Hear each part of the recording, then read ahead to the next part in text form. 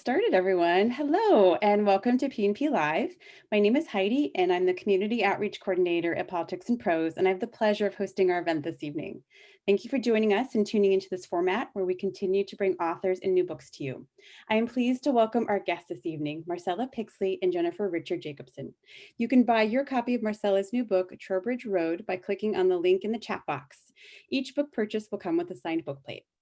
If you have a question for our guests, you can click on the Q&A button at the bottom of your screen and add one there. At the end of the chat, they will have time to answer some of your questions. You can also vote on the questions that you like and want most answered. Now on to the event that you're waiting for. Marcella Pixley is the author of critically acclaimed books for young adults, including Ready to Fall and Freak. Her newest book, Trowbridge Road, was longlisted for the National Book Award, and her poetry has been nominated for a Pushcart Prize. She currently teaches 8th grade language arts and lives in an antique farmhouse in Westford, Massachusetts, with her husband and 2 sons. Jennifer Richard Jacobson is an award-winning author whose works include The Dollar Kids, Paper Things, Small as an Elephant, and the Andy Shane series for young readers. When she's not writing, she provides writer workshop trainings for teachers. She lives in Maine with her husband and her dog. And now I will turn the event over to them. Great. Thank you, Heidi. Thank you, Heidi. We're so excited to be here with you tonight. I'm so excited to be with Marcella Pixley. There's a million questions that I want to ask her during this short time. But first, she's going to give us a little bit of background about the book and do a reading. Okay, well, everybody, thank you so much for being here tonight. And I want to thank Heidi and Jennifer. It's such an honor to be here with you tonight. I'm so excited to be able to talk to you. So I'll give you a little bit of background about Trowbridge Road and also tell you a little bit about what parts of my life inspired the book. And then I'll do a little bit of reading for you. So Trowbridge Road is about Junebug Jordan, who's 11 years old. The book takes place in 1983 in Newton Highlands, right at the beginning of the AIDS epidemic. And Newton Highlands is a place that seems like it maybe should be perfect. If you were to walk down the street and look at the houses, you might think that the families inside the houses have everything that they need. But because it's a real neighborhood and because people are imperfect and families are imperfect, Junebug is actually living in quite a complicated family situation. Her father has just died of AIDS, and her mother is not only grieving, but experiencing obsessive compulsive disorder, which is something that Junebug's mother has had her whole life, but that has sort of blossomed along with her grief after her husband has died. And the way that this OCD is expressing itself is in an intense fear of virus coming into their house and sort of seeping into their lives. And so she's trying everything she can do to keep Junebug safe. And part of that desire to keep Junebug safe really stifles her. She wants her to stay in. But Junebug has to learn how to get herself out, and she has to learn how to express herself and save herself, even though her mother is going through such a very, very hard time. And so really, Trowbridge Road is a story about how a person can use their own memories and their own imagination to save themselves and to ask for help when they need it. This book, Trowbridge Road, is really dear to my heart. Out of all my books, I think it's my very favorite. And one of the reasons that I feel like it's my soul book is because my life wasn't Junebug Jordan's life, but I also grew up in quite a complicated home family situation. My dad was very ill from the time I was 4 years old, actually until just this past spring when he passed away.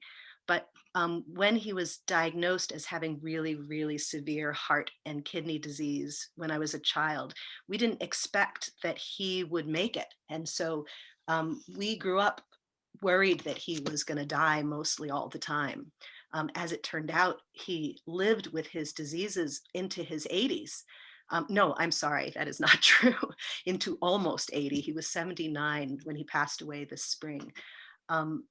But that worry for me, just like Angela, translated itself, probably because of my own brain makeup, but also because of my circumstance, into a diagnosis of obsessive compulsive disorder, which I started showing symptoms of probably by age 8, but that wasn't diagnosed until my early adulthood.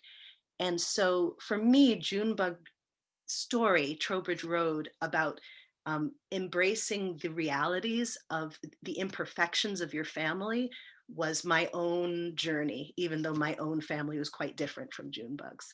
So I wanted to read 2 really short sections from Trowbridge Road for you.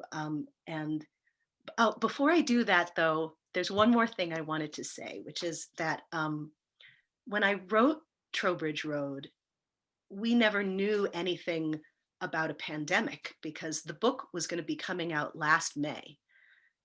So the book was about AIDS and about the fear of that virus and about the way that virus caused insiders and outsiders, and the kinds of prejudices and biases that bubbled up as a result of that virus.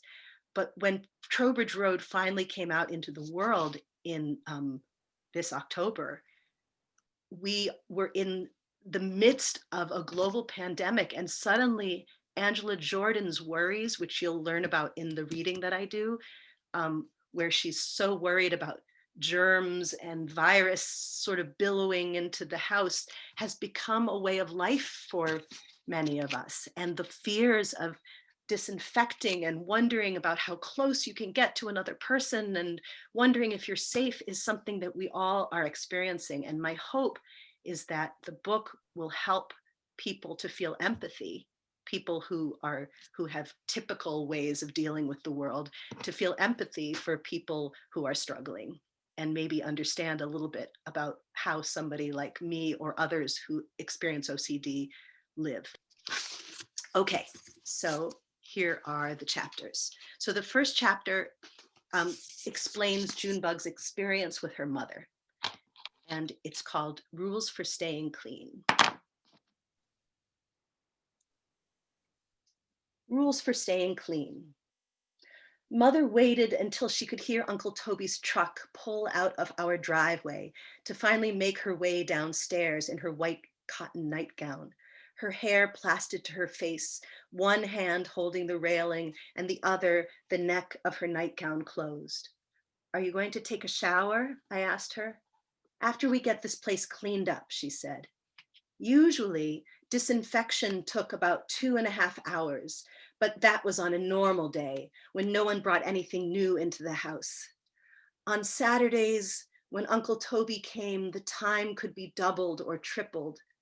There were thousands of possible points of disgustingness on the paper bags and grocery items themselves, which had been handled by strangers, farm workers, factory workers, movers, packagers, grocery store stock boys, and checkout clerks. And all these people had shaken hands with someone or wiped themselves without washing or sneezed into their hands.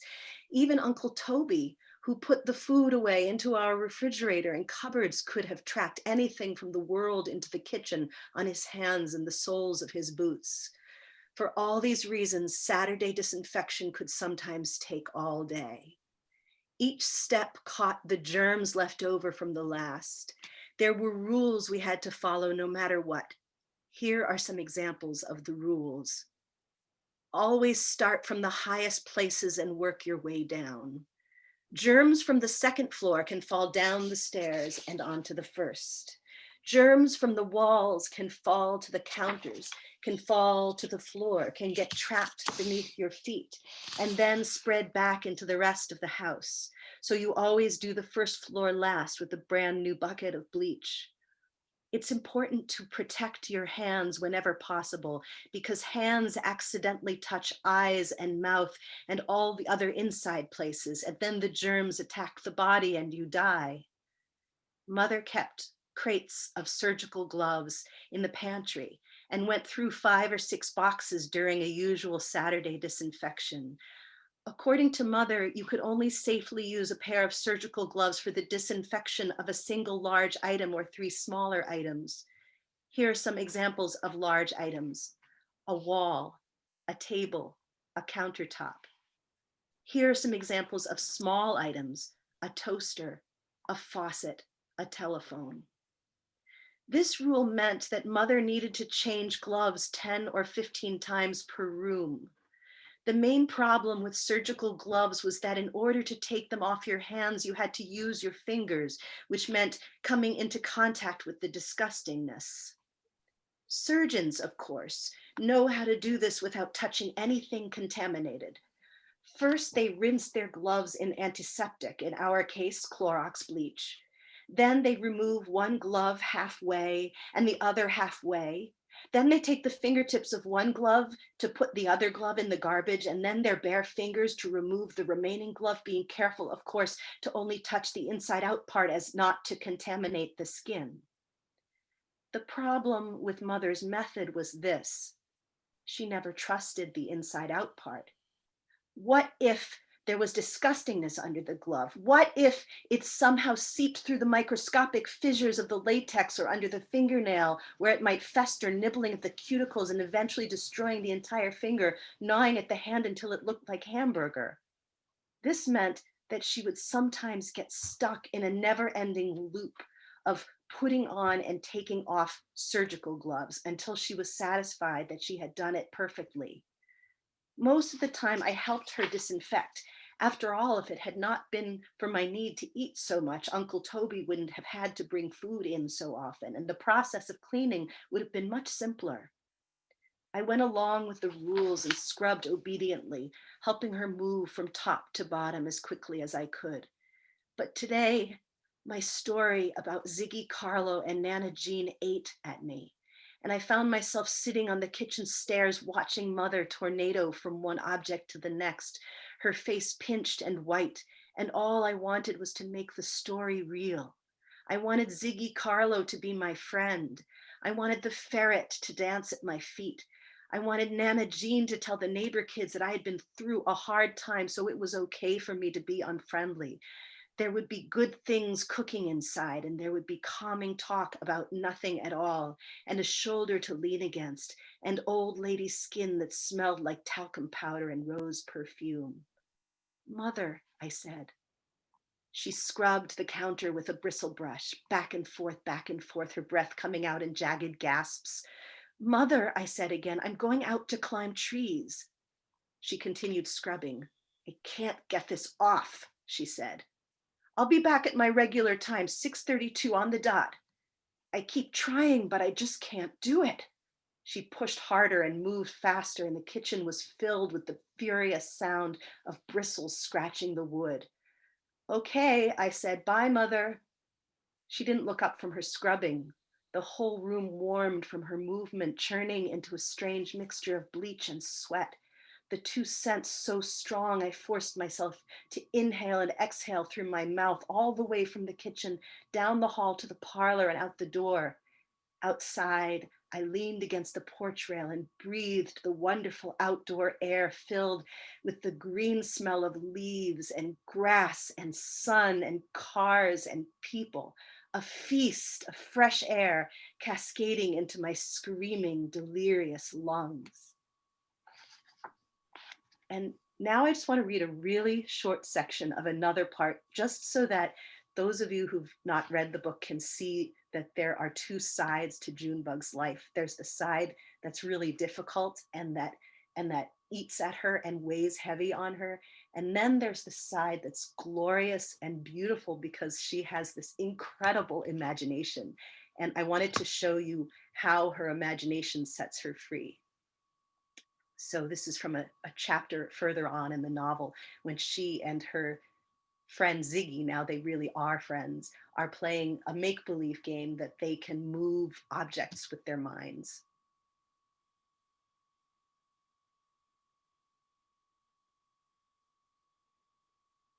No one in the ninth dimension is ever cruel, and no one is ever alone, and everyone is brave, and you can make anything you want happen just by wishing.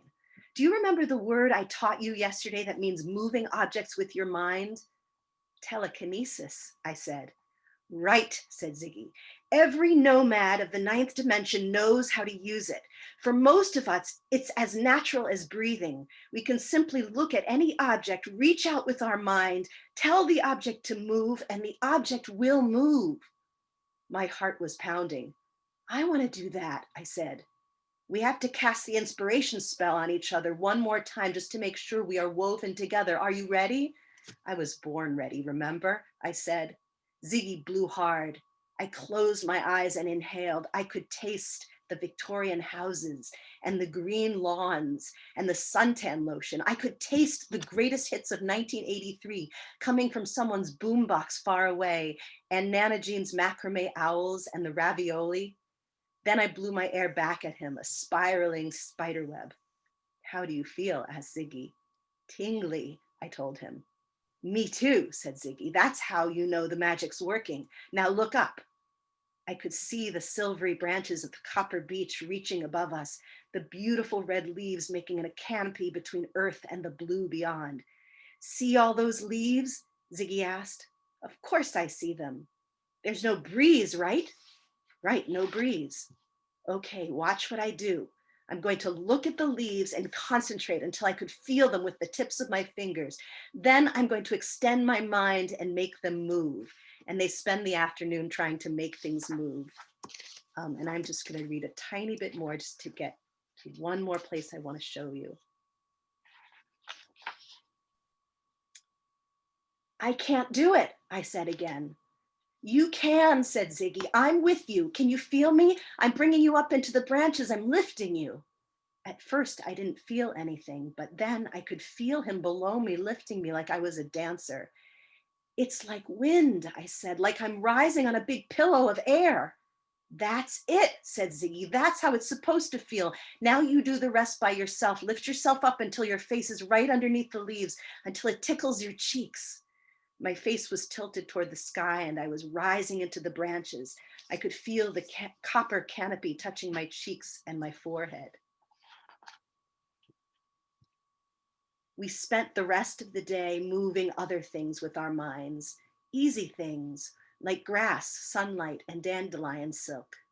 We made Mrs. Delmato blink her eyes. We made John Crowley wobble on his bike.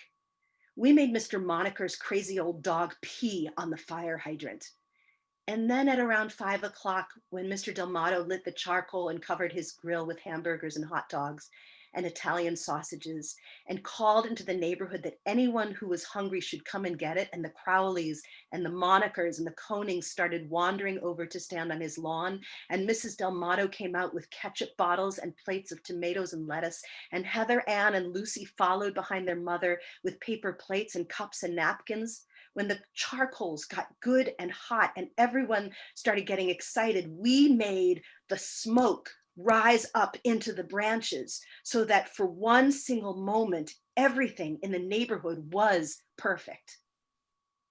Ziggy, called Nana Jean from the porch below us. Dinner time. I've got to go, Ziggy told me. She's really into meals. She wants me to get fat. I don't mind. Jenny wasn't all that good about remembering dinner. Junebug Jordan, this has been a truly magnificent day. The best day in the history of the entire earth, I said. Oh no, said Ziggy. It can't be the best day in the history of the entire earth because tomorrow is going to be even better. Thank you. Oh, Marcella, I feel so lucky because this is the second time that I've heard you read, and I find your language so lyrical, so beautiful. But I think I notice a difference between those two sections in the writing. And I wasn't surprised to learn that you're a cellist, the way that Angela is a cellist. And there's a musicality to your writing. So the first part, when you're talking, when you're describing the difficulties that Junebug is having in her home, it's almost like staccato. It's listing, it's on, it's fast, it's intense. And I feel the adrenaline pulsing through my body. And then when she's with Ziggy, it opens up. Yes. and it's expansive, and the two of them are so empowered, and I love that. Thank you. And I felt it all over again. As a child, were you big into imaginary play? I lived in imaginary playing. In fact, I don't think I would have stopped if it wasn't for the fact that people stopped wanting to play make believe with me sometime around junior high school. I probably would have continued doing it, and actually continued doing it through Dungeons and Dragons, because that was more socially acceptable at that point. Um, yes, I played make believe all the time, exactly as Ziggy and Junebug did. My friends and I tried to move the waves with our minds, and really seemed like we could do it. Those waves always moved. I was exactly like you as a kid. Same thing. The only reason I stopped imaginary play is I ran out of playmates. I would have played with you. Yeah, I know we would have.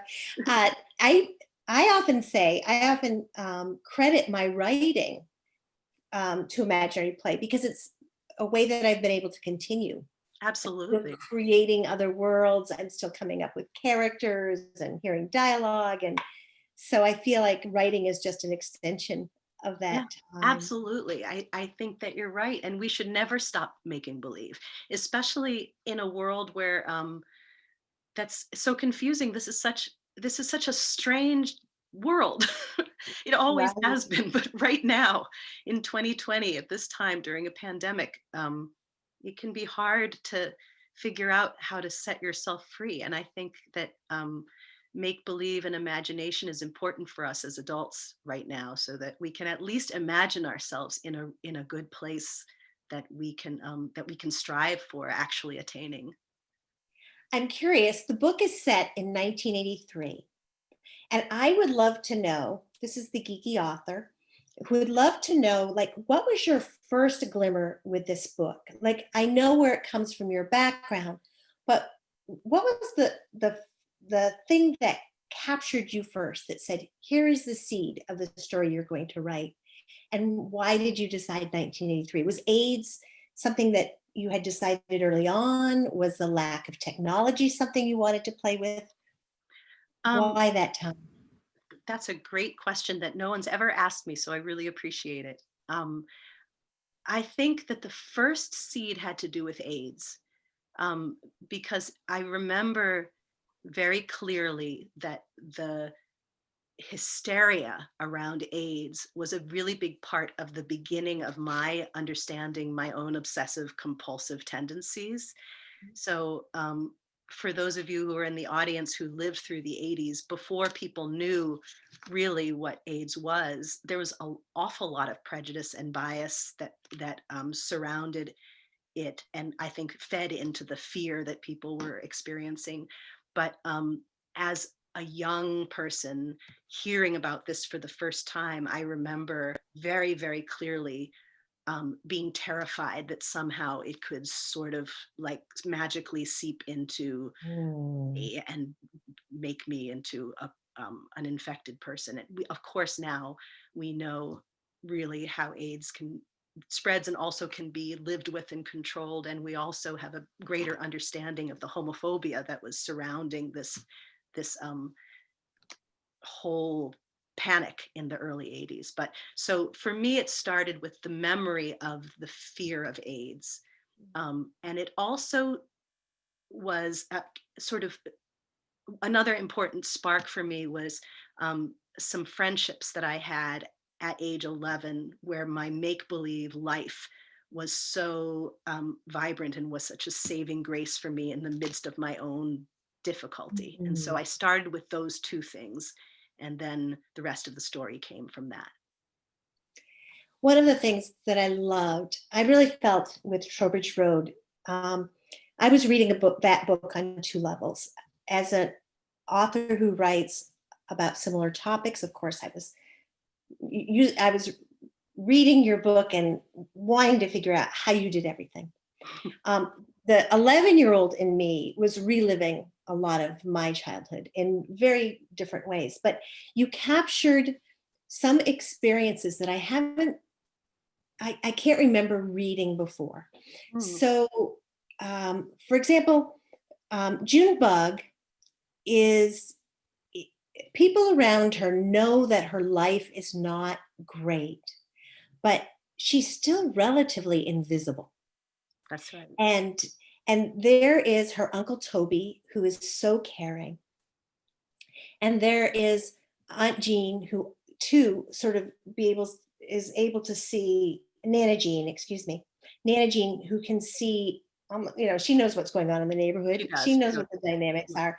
But a child like Junebug is so capable of presenting in a way that, well, I think it's a combination, and I want to hear what you have to say about this. But Uncle Toby and Nana Jean are just enough support to keep her going, and I think that helps to keep her invisible. Does that Right. make It's sense? not quite enough. Right. So she needs, she has enough so that she's able to survive, um, and for people to leave her be, Mhm. and maybe not pry enough to really understand what's going on with her. So I guess what I wanted to say, and then I actually want to connect to something that I think is a similarity between our books that I've been noticing.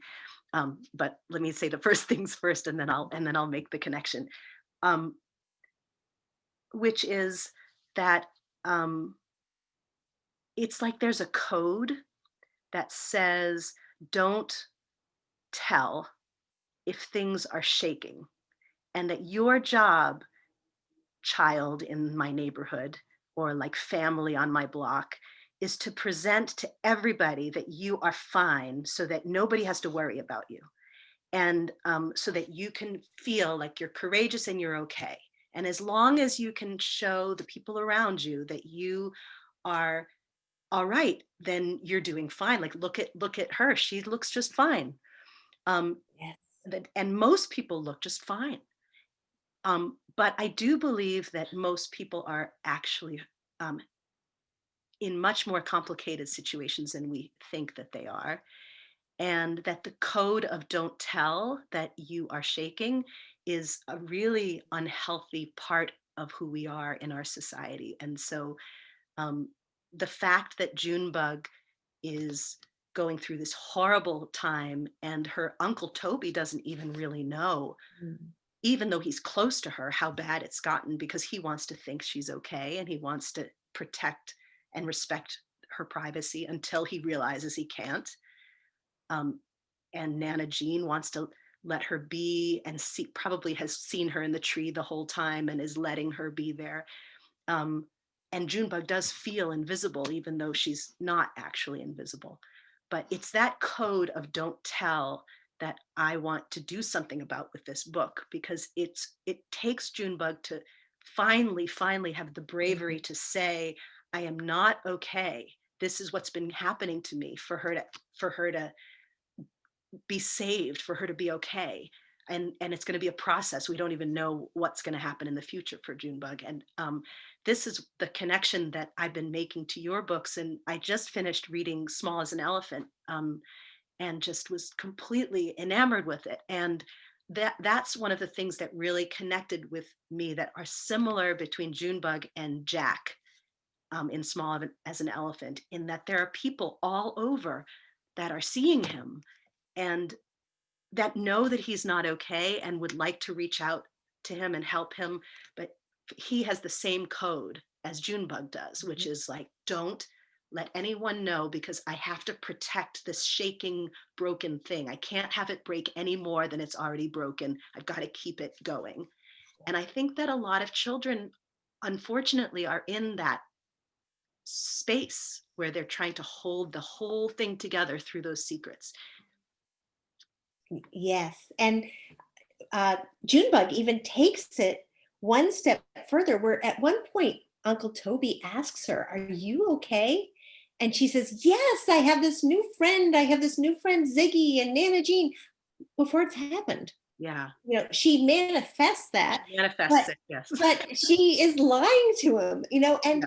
I remember those feelings as a child, feeling as if I had to tell stories so that other people, I had to let others be okay through my storytelling. Yeah. Um, But I mean, how many children do we know that are given permission to show that they're not okay? I yes, mean, we have a really strong code of silence. you're right. And in order for anything to change in the mental health world, especially for children, there's got to be a change in the way that people are allowed to tell their stories or encouraged to tell their stories. And then you go and pepper this beautiful book with two characters who are truth tellers. And they are fabulous. Ziggy is a truth teller. Yeah. And his mother, even though she's not always a model mother, she's a truth teller. And it's such a wonderful contrast. And so for those who haven't read the book, I have to tell you my favorite moment when Nana Jean asks Ziggy if he'd like to call Jenny his mother. And she's all excited, thinking that he's going to be all excited that he gets this chance to talk with his mother. And he says, no, I don't want to, not yet. And he very accurately says, she hasn't had time to miss me yet. And it will, I'm paraphrasing, but it'll break my heart to talk with her if she's not missing me yet. And I love that he doesn't cope. And I think he and Jenny eventually give Junebug the freedom she needs to speak honestly. They give her permission. Ziggy's mother, Jenny Carlo, is a far from perfect mother, and Ziggy is living with his grandmother. And towards the end of the book, I don't want to give up too much away, but there's a scene where Jenny talks to Nana Jean about her childhood and what happened between them, and why it is that she is who she is, the complicated woman that she is. And Junebug has this opportunity to see a family that's telling the truth, that she's never seen. She's never seen people really call it what it is. And she sees that they're angry with each other and pissed off that things didn't go the way that they all wanted them to go. And then she sees that they still love each other.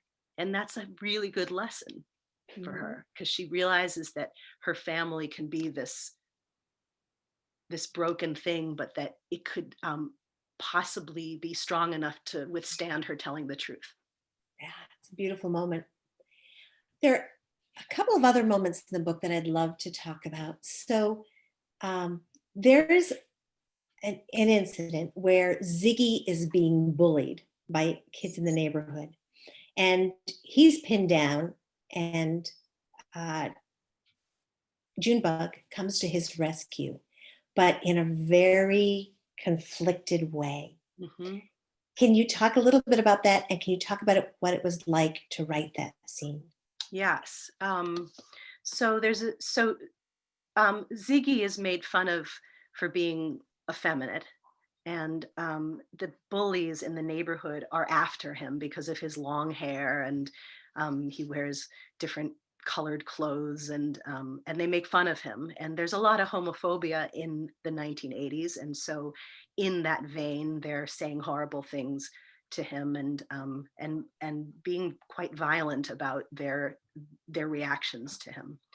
And as you said, at one point, the neighborhood boys have him pinned down, and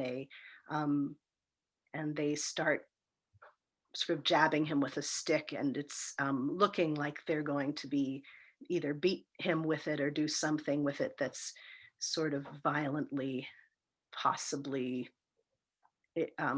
inappropriate. And he's sort of at their mercy, although he's quite a fierce child himself and is doing the best he can to hold them at bay. And Junebug comes and scares them away, but the only way she can think of to scare them away is by saying to them, I'm going to spit at you. And my father died of AIDS, and that means that I have AIDS. And when I spit at you, you're going to have it too.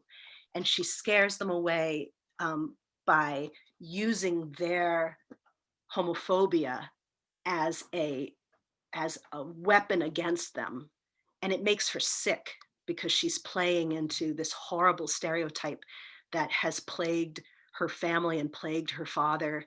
And she is ashamed of herself for reaching to that as a way to get them away from him. Um, and she just sits with Ziggy while he cries afterwards. But she's not at all proud of herself for having done that. But she does stand up for him, and she does stay with him and cry with him after the experience. And what was it like for you writing? Writing it, well, it was it was incredibly sad. I know how it feels to be bullied. As a teacher who teaches middle school students, I see students who don't fit the typical mold being teased and ostracized, and it's the essential part of the question of like, who are we as human beings? Like, if we can be this cruel, and we see this, we see this in our lives, if a human being can be this cruel and not seem to care about another person's feelings, what on earth are we? um, and then you can also have a friend who sits by you and tries to help save you, and there's that part of human beings too. So I guess it was sad to write that scene, but it also sort of got to something essential about being a person. Which sort of leads me to my next question, and that is, was it, I guess, in a way, like any book, if you get to the heart of things, there are parts that are painful to write and painful to go through. But did you discover anything about yourself in the writing of this book? I did, but in a really weird way that I'm still trying to describe, and I'm not sure I've really quite gotten it right, but I'm going to try again, which is that I wrote this book and I needed it back when I was 11. And if I had had it back then, I think it would have sort of healed some things about me. But the strange thing is I needed it now, in my life now. So let me see if I can explain this. The book was supposed to come out in May of 2020. And my dad, who had been sick my entire life, was really starting to wane at the time that the book was just about to come out, and actually died just a few weeks before the book itself would have been released if it hadn't been for the pandemic. And so during this weird hiatus, this time where I was mourning for my dad, and I still am mourning for my dad, it hasn't been all that long. And the book, and I was waiting for the book that was supposed to come out for real. Now it was going to be postponed until October. And the world was in this state of ridiculous, horrible fear over the pandemic. And I myself was experiencing the worst obsessive compulsive experience of my life that was triggered by the virus and the pandemic. And the story that I had written before this all happened taught me a lesson that I badly, badly needed as an adult, which was to realize, and I really do think that this book helped me to realize it in retrospect, to realize that your world sometimes can shake really hard, and things can look like there's no way to repair them. And it can seem like there's no hope, and that there's no way that there's enough love in the world to feed what you need. Like Junebug is always hungry. She's starving for nurturing and sustenance. And it can seem like that there's not enough in the world to feed that. But that even in like this incredibly dark time, like for me, my dad had just died. I was terrified that my family was going to get sick with COVID. Keeping everyone inside my bubble and realizing that I'm not so different from Angela Jordan, really, even though hopefully my children will tell you that I've missed the mark a little bit less frequently than she has. I certainly hope, but that we can have strength, and that the strength can come from our imaginations and from our memories. So I kind of feel like the book taught me that I have these reserves, and I didn't know I had them until now. Right, right. It's interesting that you gave Angela the OCD and not Junebug. Yeah, it's very weird that I did. And did you know that from the very beginning? You just No, I just did. I didn't, I hadn't really explored it when I was doing it. And I have since then. Mhm. And I think that somehow I needed to make her not the primary character in order to be able to look at it closely. Do you ever feel like your writing becomes kind of a mirror, or I don't know, that you use your writing to, I don't know, discover things about Oh, your absolutely. own? Yeah, absolutely. I said for years that I didn't know where the idea of small as an elephant came from. And it took me quite a while, even after I had written the book, to realize, oh, yeah, you were kind of abandoned when you were a kid. And Yes. it was at a camp, maybe not a campground, but it was at a camp. And, it's wild how our brains will give us the stories we need. Yeah, there are these, and you know that there are germs of truth that need to be told, and the stories kind of come around that. Yes. Are you noticing now you've got a body of work? Are you noticing a theme that gets played out over and over again in your books? Yeah, I think that I think that my books are about complicated families, all of them. Um, they're often about, they're often about um, a character who's yearning for a certain kind of connection, who can't quite get it for numbers of different reasons. And I think that that there's often a mental health component, and so I think that it has helped me to explore mental health issues in my own life. Mm. Um, and I think that my books will probably continue to be about that. But the other thing is imagination and fantasy, and sort of this magical, realistic element. I feel like having both of those parts to them have become important to me, and I'm seeing that as something that's been happening lately. I've been trying to write a story about a girl who has obsessive compulsive disorder herself. It's harder. We'll Mm. see how I, it goes. I bet. Yeah. You are such a lyrical writer. This is a way that I would love to grow. I just think I could read your passages over and over and over. Do you hear it? Do you hear the story that way in your head in early drafts, or is this something that you go back and do? I have a really strange process, which is that I write in layers, um, paragraph by paragraph. So I'll write a paragraph, um, I speak it out loud, sentence by sentence as I write it. That's so I write really slowly, Mhm. and then I'll read the whole paragraph out loud, and I'll listen to it, and I'll play with the sounds before I write the next paragraph. Mm. And then after I have a page, I go back to the beginning and I read it again. And so it makes for very slow books, but and then also it means that I have to do a lot of editing when it's over, so that the book isn't labored down with too much language. I have a very similar process without the same result. But and it's such that you're going to throw out whole Most, yeah. and I do the same thing. I know it would be so much more efficient if I could just write through without all of that going back over and over and over, but I can't either.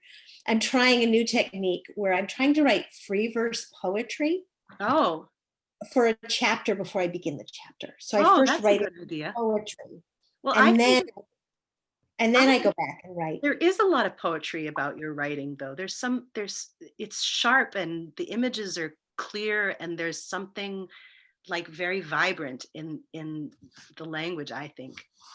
Oh, thank you. And I suspect that we have come to the time when we need to ask the audience Yeah.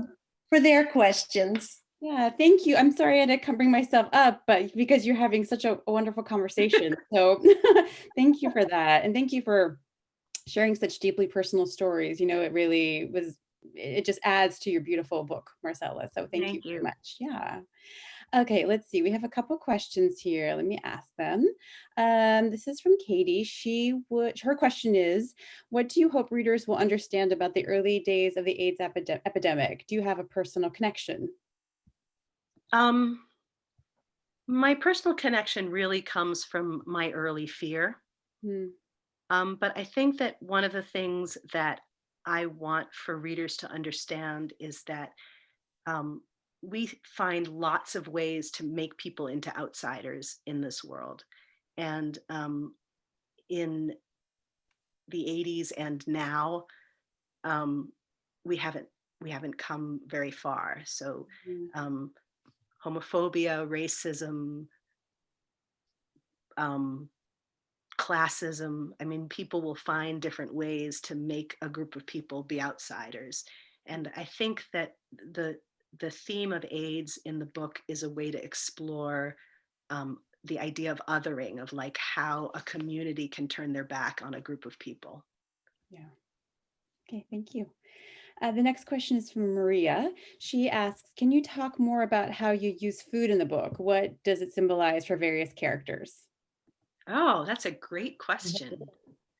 Well, there's a couple different things going on with food in the book. One of them is symbolic. So one of them has to do with Junebug's hunger, which is not just for food, but for nurturing.